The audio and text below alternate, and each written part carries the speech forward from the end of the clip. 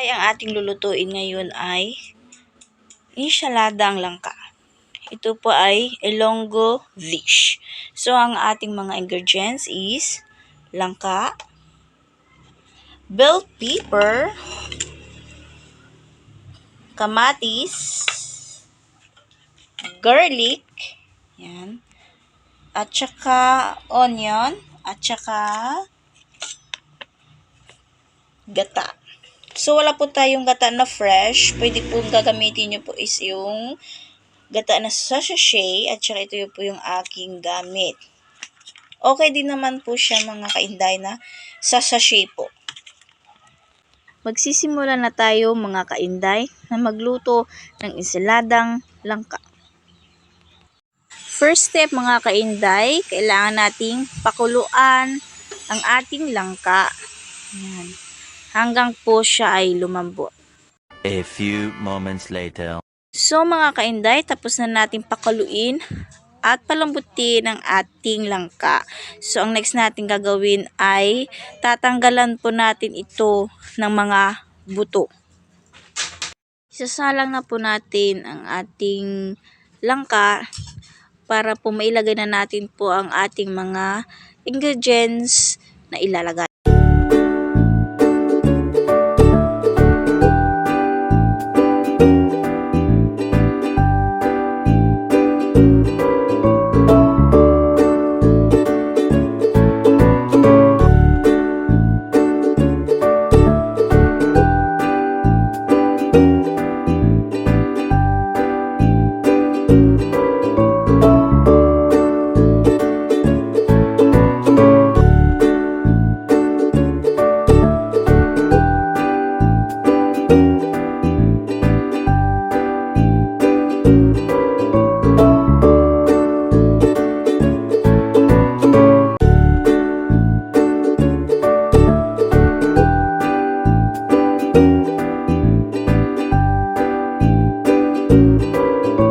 Lahat natin yung mga ingredients at hintayin na lang natin na kumulo.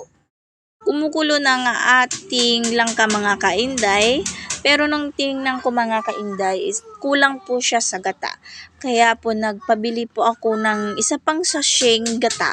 So masarap po kasi yung pag maraming gata kainday para po malalasahan natin po yung malinamnam at creamy ng ating nilulutong ensaladang langka. Kainday, ilagay na natin ang last ingredients. Add ka ng 1 tablespoon of sugar. Depende po sa panlasa nyo. Kung gusto nyo po yung medyo matamis, okay lang po dagdagan. Pero sa akin po okay na po yung 1 tablespoon of sugar. Then add vinegar. Yan. Kunti lang po ang ilalagay nyong vinegar mga kainday. At depende rin naman yun po sa inyo. Luto ng ating ensaladang langka mga kainday. Ito na po yung finished product po natin. Then thank you for watching my videos mga kainday and see you to my next vlog.